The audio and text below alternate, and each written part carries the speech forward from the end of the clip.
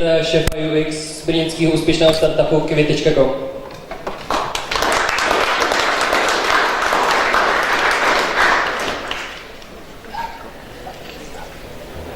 Já vás všichni zdravím. Já jsem asi šéf UX. Jo, jinak tady, když tak z Prahy, tak jsou tam trošku staré čísla, třeba tak měsíc, takže už to je slyšet líp?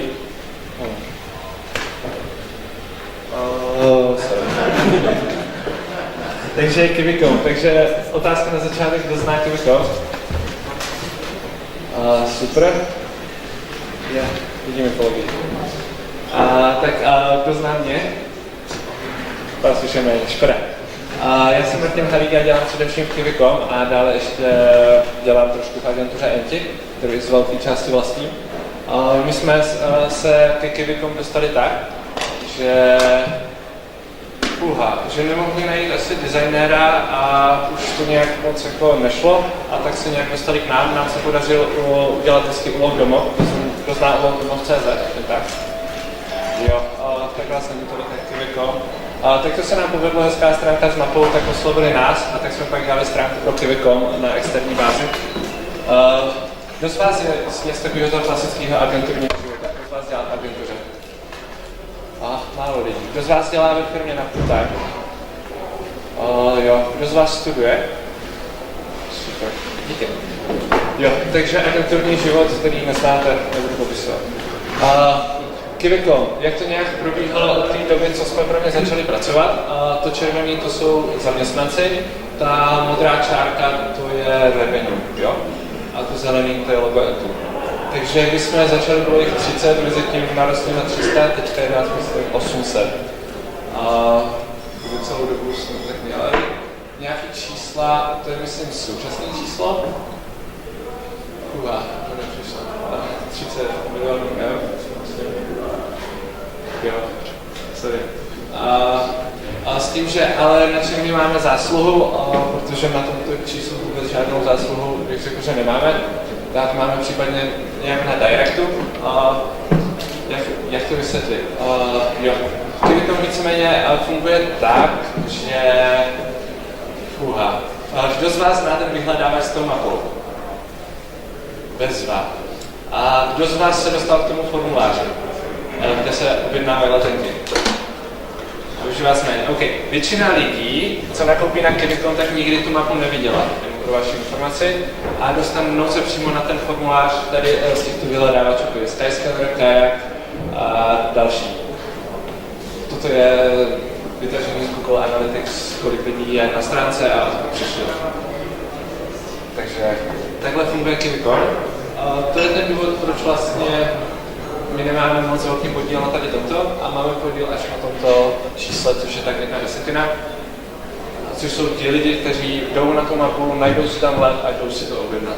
A proč je to tak jakože malý oproti tomu ostatnímu? Protože to je prostě Kayak a Skyscanner jsou hrozně brutální a mají obrovský trh a data tým je taky brutální v tom, jak skládat ty letenky levnou. A my nestíháme konkurovat. Jo, jaký čísla, co by mohly být zajímavé? Jestli historie těch čísel je, že jsem mluvil na minulém meetupu, neměl jsem žádný čísla, týmek přede mnou měl samý čísla, všichni se na to ptali, tak jsem to vytáhl pro vás. Ale koho zajímají čísla jenom? A koho více zajímá jakože takový ten příběh jako produktů a designem a ty problémy? Jo, takže to je půl na půl. Já si s takovou část, tak na to jsem půl na půl. Taková zajímavost, jestli k nám chodí lidi z desktopu nebo z mobilu, tak více lidí k nám chodí pořád z desktopu, méně lidí chodí z mobilu. Vlevo jsou obecně návštěvy, vpravo jsou objednávky, jo? Takže návštěvníci k nám ještě chodí, ale třeba androidáci u nás nenakupují, jo? Když tam přijde iPhone nějak, tak nakoupí mnohem častěji, což je asi známý a nejvíc nakupují lidi z počítače, nebudu říkat, které se to páří. Jo, nějaký detaily k tomu, ještě nějaký zajímavý čísla, nějaký revenue, pak jak nám roste to, jak se lidi objednávají napřímo, což je zase otázka, jo, jestli to je díky tomu, jestli to je udělaný skvělý ten design, nebo jestli to je prostě díky tomu, že lidi už u nás nakoupili letenku minut a jsme tu skvělou cenu, protože u nás se dají sehnat letenky levně, takže zkusíte rychle. Spíše byl ten druhý důvod, ten design je tak nějak, že podle mě neklade jako překážky, ale v tuto chvíli, jakože dá se u nás asi udělat spousta věcí, co jinde nejde, ale myslím si, že lidi tu hodnotu nevnímají tak výrazně. Pak pokud vás zajímají, jak lety se u nás prodávají, tak se u nás prodávají nejvíc one-way lety, pak road tripy a pak multicity. Kdo z vás zná multicity? Schválně. Jo.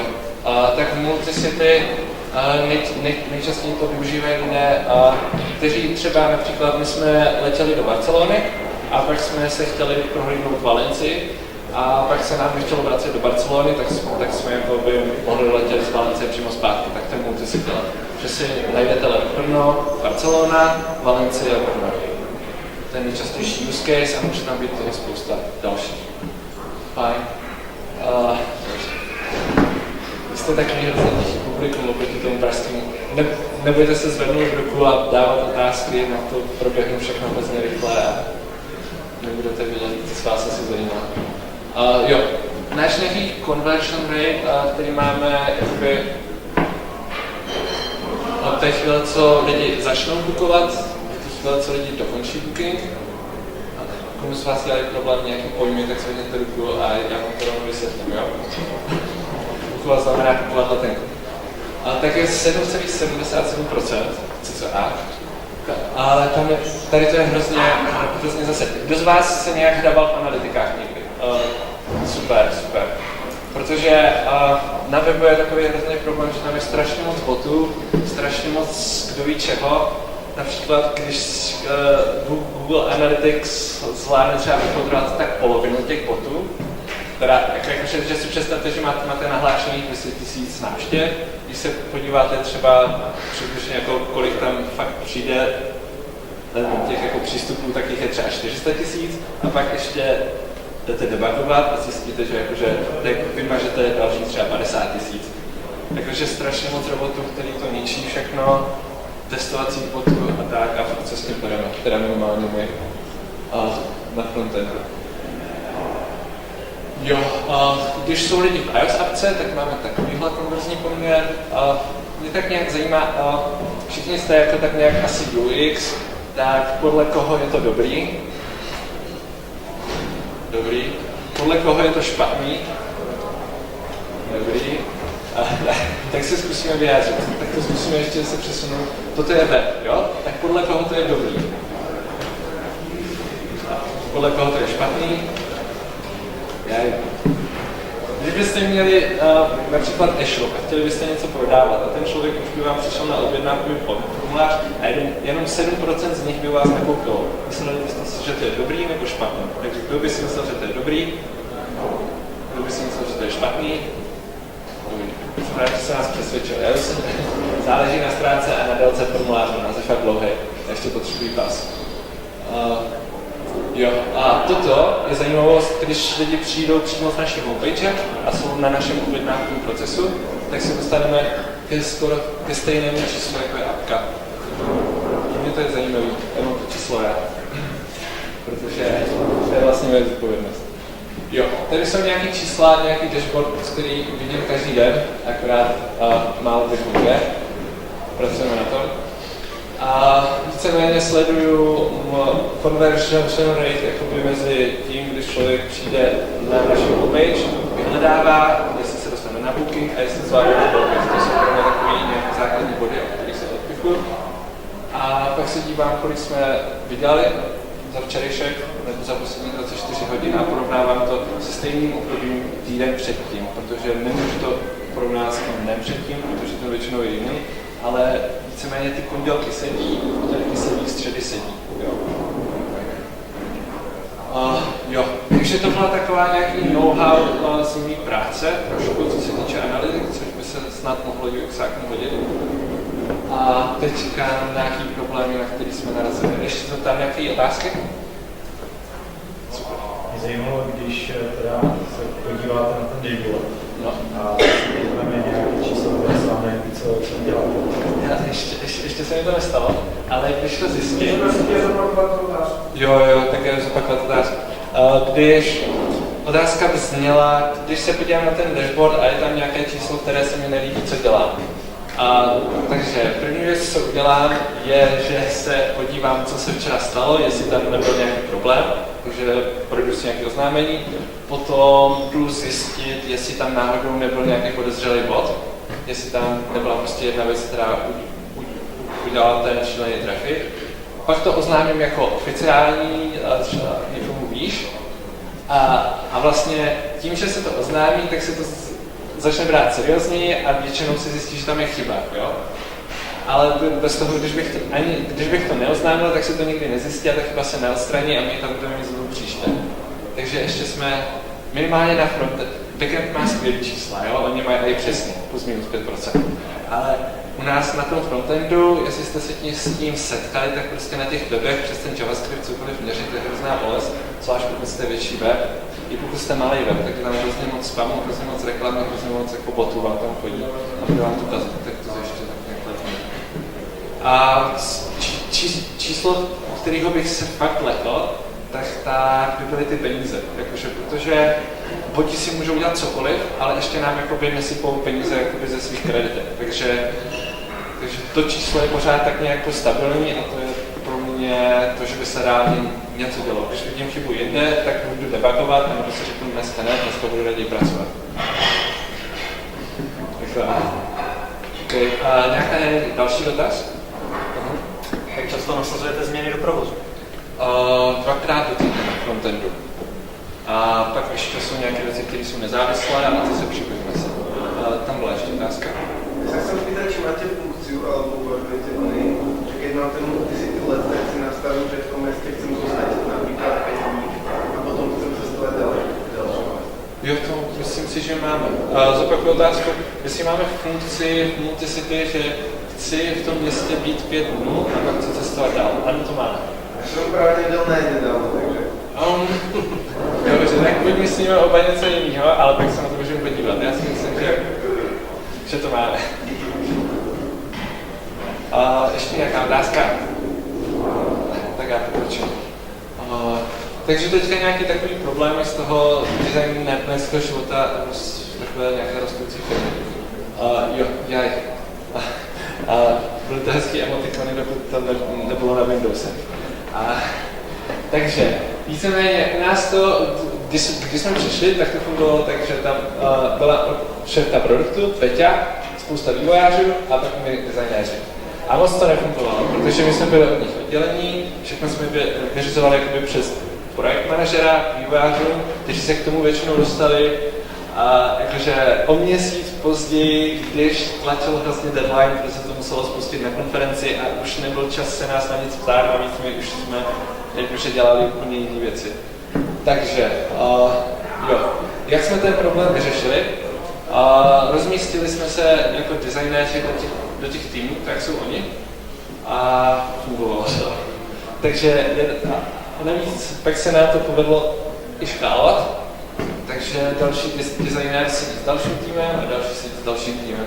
Takže jako designéři a takzvaní UXáci, dejme tomu, tak nesedíme společně, ale jsme napříč těmi týmy a potom máme každý týden jakoby takový týdenní overview, na který nikdo z nás nemá čas, takže vždycky ho máme během jako 30 minut, každý postne obrázek, každý dá pár komentáře a je to vážně v rychlosti a funguje nám to.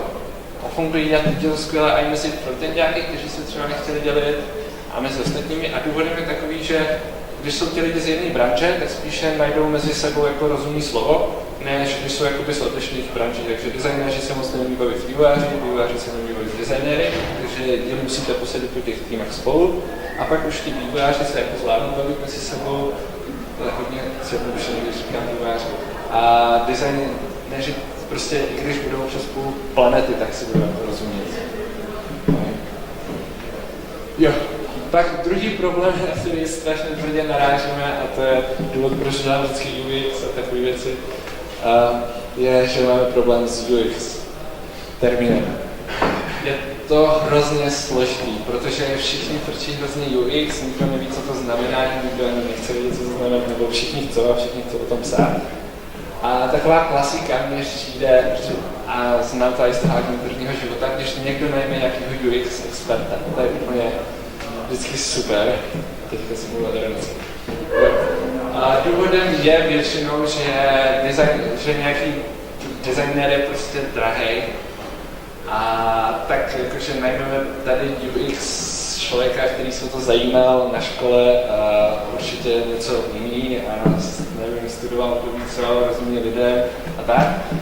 A ten člověk potom jakože hrozně rád mluví do toho designu a stejně to ale musíte najít člověka, který to nekreslí, aby si řeknete, dáme UX experta, můžeme si najít tady nějakého studenta ze střední grafický nebo někoho, kdo umí malovat, dáme to dokopy a bude to fungovat.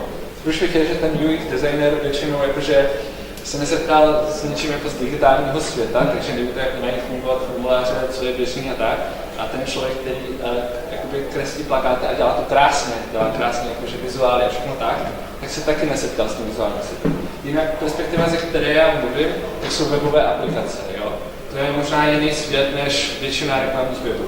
Nicméně u reklamních webů si myslím, že nejlepší UX expert je jakože týpek, který dělá online marketingu. A ve webových aplikacích si myslím, že nejlepší UX expert je buď jakoby frontendák, který se přešel na designéra, anebo designér, který do jisté míry rozumí frontendu. Jo. No, co se pak stane, když většinou máte toho UX člověka a pak máte toho člověka, který to designuje, tak je dáte jako dohromady, jo, ne, to je nejtopik, tak je prostě dáte dohromady a tím se oddělí od těch vývojářů a ještě více izolovaný a ještě to je horší. Protože oni jen více mluví a to se vývojářům nelíbí a prostě oni potřebují pracovat ostatní. Co většinou funguje, tak je z toho startupového světa, že je prostě jeden vývojář, pak je nějaký business člověk a pak je nějaký designer. A nebo jsou dva vývojáři a jeden prostě business člověk, případně šéf. To funguje většinou dobře. Jo, a tohle je ta izolace, o které jsem mluvil, ono bez těch barev tak vypadá, že sorry. Jo, prostě je to bolestné.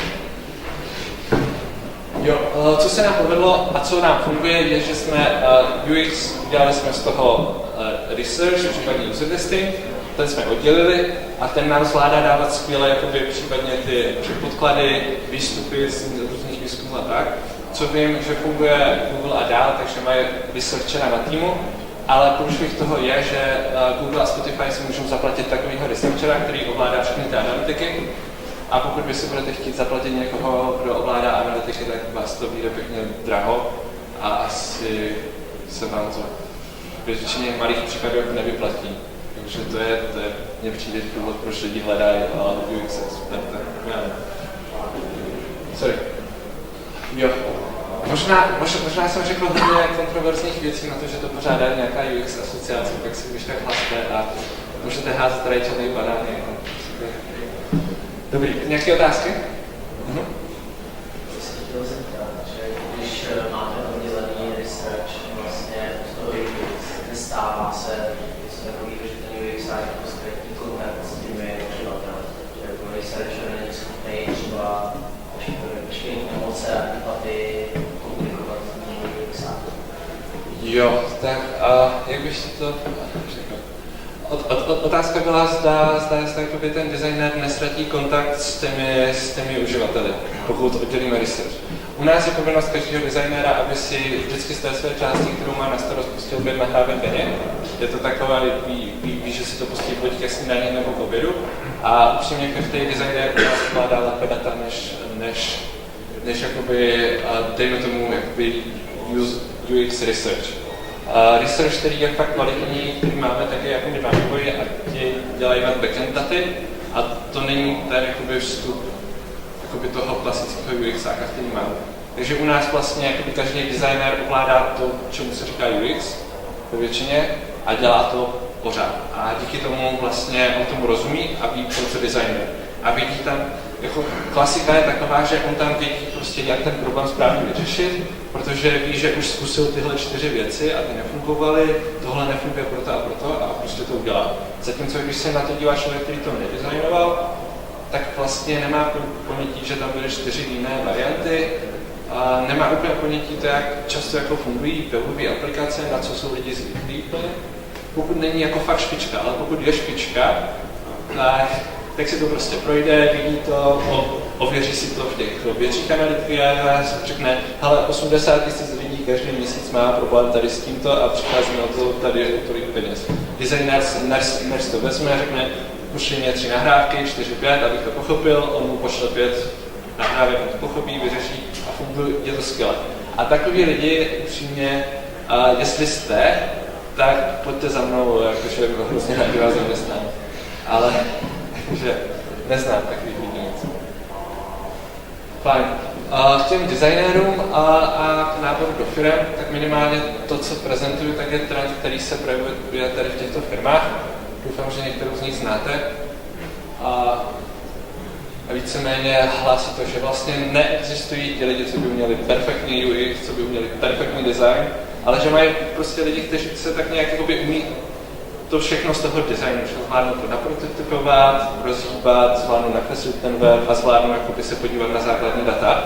S tím, že většinou v něčem z toho vynikají a ti lidi se pak navzájem překrývají a jsou v těch týmech. Takže neříkám něco nového, říkám jenom něco, co přebírám jako od dalších a co vím, že u nás funguje dobře. Fajn. Oproti tomu, tam je přesto takový červený kroužek s čárkou, že to je jako špatně. Oproti tomu tady v Česku se člověk setká jako s něčím opačným, což je tady třeba, tak se jmenuje. Bylo to na WP.cz od jednoho designéra z Avastu, který vlastně popíral to, že by existovali takový lidi, že chce člověk najít, tak je nenajde, ty, který jsem popisoval předtím, a že právě, že musí vybírat ty ostatní jakoby specialisty. A jakože ono to zní hezky, ta teorie, ale v praxi to v žádné v těch firmách nefungovalo, co jsem řekl předtím. Tento přístup se aplikuje v Airbnb, ale tak s polovinou, jo? Abych to úplně nehanil. Fajn, jo. Takže když mě, jakoby, podle mě dobrá praxe jakoby u každého UXáka a u každého člověka, který si myslí, že uživatelé mají s něčím problém, tak je se ponořit do nějakých z těch analytik a dokázat to. A vždycky, pokud za mnou kdokoliv s tím přijde, tak je to většinou tohle moje odpověď. Protože jinak tu práci stejně dělám já a myslím si, že to je to. Takže pokud jste víc skvělí UXáci, tak to dokažte, že jste skvělí UXáci, než že se domníváte a budete super. To jsem tam dal kvůli tomu, abyste si to případně mohli napsat a mrknout se na to, co to je. Fajn. Potom nějaký další naše problémy, nevím, jestli už to přesahuji, doufám, že ne. Možná jo. Tak bylo, že jsme se prvně rozhodli fixovat bugy, ale většinou to jakoby nakonec se tam zjistí, že tam je spousta problémů. Jo. To je hrozný problém. To mě říkal i typ, který dělal design Google Flights, takže jakmile máte spoustu uživatelů, tak máte prostě nekonečný jakože proud bugů a nekonečný proud problémů a jakoby na řešení těch problémů zabije se veškerý čas, pokud budete chtít. Takže prostě je to hrozně těžké vyvíjet nějaký produkt, který už má spoustu uživatelů. Proto třeba se vyvíjí Google Plus pořád. Google Plus se pořád mění, protože tam nikdo nechodí a nikdo ho nepoužívá. Ale Gmail vypadá pořád stejně, protože ho používají všichni. Takže museli vydat nový produkt, který se jmenuje Inbox. A stejný problém jsme měli my. A dokud mě to někdo neřekl. Super. Jo, to vlastně patří k tomu. Že vlastně Google jako do posledního dne cokoliv se dá změnit, než se to spustí, pak už to je hrozná bolest a nejde. Jo. Jo, s tím řešení bylo, že jsme si dohodli ještě s Oliverem, pozná Olivera, jménem klidně. To je prostě Kivicom, že jsme měli prostě každý týden meeting, kdy jsme museli představit něco nového, což na nás byla taková, že nám to reálně pomáhalo pak dělat na těch nových věcech. Jinak bychom se z toho jakoby zamotaného kruhu fixování nikdy nedostali. Jo. A já už tak si ukončím, protože si myslím, že čas mi pomalu dochází, ne? Co? OK, tak já bych dal ještě prostor pro dotazy a pak případně podle těch dotazů uvidíme, jestli to bude zajímavé. No.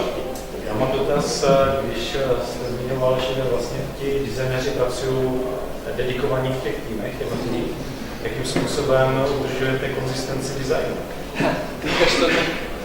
článek na Spotify. A v tuhle chvíli naše konzistence je dost hrozná, ale je to kvůli tomu, že jakoby zkoušíme nový směry a zkoušíme zjistit, kterým směrem se vydat, takže všichni máme volné ruce a v tu chvíli to sjednocujeme. A nás není tolik, nás je fakt jako 7 nebo 8 a máme Slack channel a máme prostě, ale tato barvička je taková dobrá, zkusíme ji všichni, ne, tak komu se líbí, komu ne, jo, líbí se nám. A fonty používejte prosím Roboto, teďka Spotify a Airbnb má Circular, takže působí, že by to mohlo fungovat i u nás, tak to budeme zkusit. A jakože máme stejný fond, máme stejný styly, ilustrací, jakože teďka jsme se s vámi jakoby rozprchli a myslím si, že nebude problém se sjednotit. Myslím si, že problém je fakt až u toho Spotify, u těch designérů 20. Takže ten problém se tam nemáme. A otázka byla, jestli to, jak řešíme konzistenci designu. Nějaká další otázka? Otázka ze slajdu. Jaký tool používáte pro tvorbu dashboardu? To záleží, kterého dashboardu. Tohle to byla Exponent. A jinak myslím si, že většina je Datadog. A s tím já ale nepracuji. A pak Metabase, to ještě používám. Ještě nějaká otázka? A kolik mám reálně času? Už nemám čas? Začínali jsme později, takže ráno máš takové minulé, jestli ještě chceš. Jo. Tak já můžu ještě... Co tam mám? Jo, klasika. Jo. Takže další problém je, že se v designu vymyslí něco, co je naprosto jako k ničemu a zjistí se to, až se to jakoby nepropravuje. Tomuto problému se vyhýbáme tak, že jakoby se to snažíme všechno jakoby doslova udělat, takže to vypadá to jako na vývoji. A zkuste si představit, co tímto autor myslí. A teďka se podíváme, jestli to nějak, jakože, když to člověk nakreslí, tak to nějak už si dokáže představit snad líp.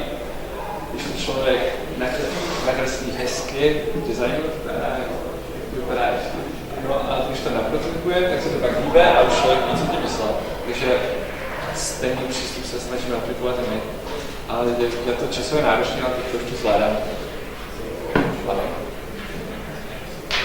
Jo, pak máme hrozný problém, nevím, zda jste se s tím setkali, že možná v Seznamu, mě zajímá v Seznamu, tam je ten stejný problém, že něco vydáme a všichni říkáme, jo, tak potom změříme, jestli to pomohlo. Ale protože nemáme prostě čas, tak zjišťování, jestli to pomohlo, má skoro nejnižší prioritu a tak to nikdo nikdy nevyhodnotí. A takže prosím lidi ze Seznamu, jestli mají stejný problém. Já si myslím, že potom bude možná mluvit Marek potom. Tak prosím Marka, aby to zmínil na začátku. Jo, nám se to, jakože my jsme na to designu dali brutálně jakože důraz a má to za každý povinnost, cokoliv člověk udělá, tak musí vyhodnotit. Život designér, jinak by nám to nikdo neudělal. A tak to vypadá třeba vyhodnocení, když jsme releaseovali tam takový typ, hele, když poletíš, nevím, jakoby z vedlejšího města, tak tě to bude stát o 3000 dní.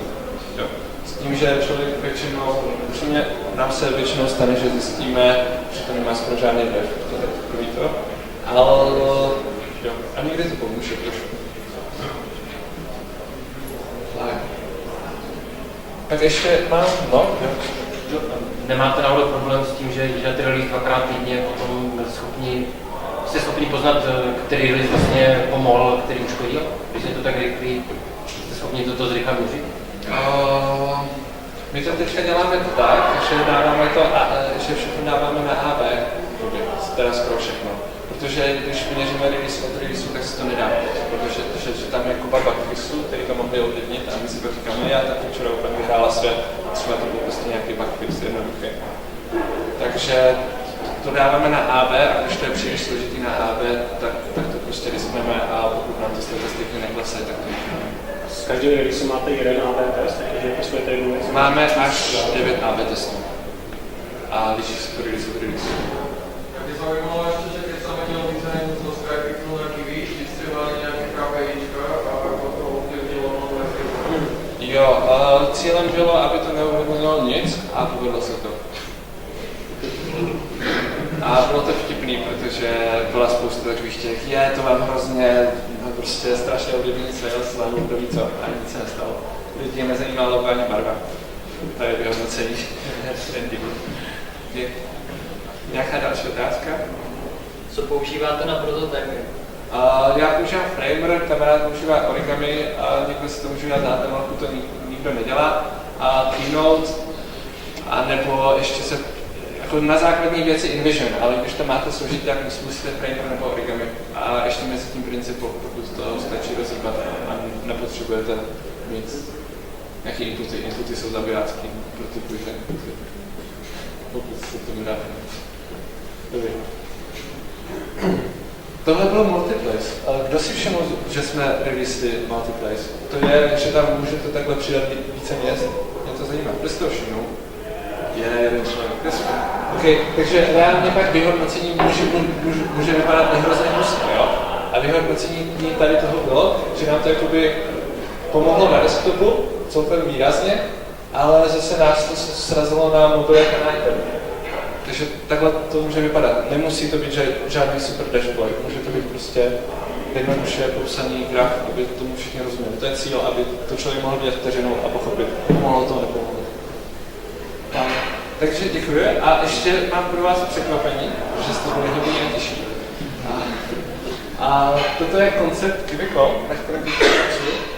A nevím si, jestli to bude někdy live, ale říkal jsem si, že může to být zvědavý, jak by to mohlo někdy vypadat. A nevím si, jestli to tak to bude vypadat, jo? Ale uvidíme. Vždycky to půjde, když tak na AB. Tak to je vše. Počkejte, ono se to ještě bude líbit.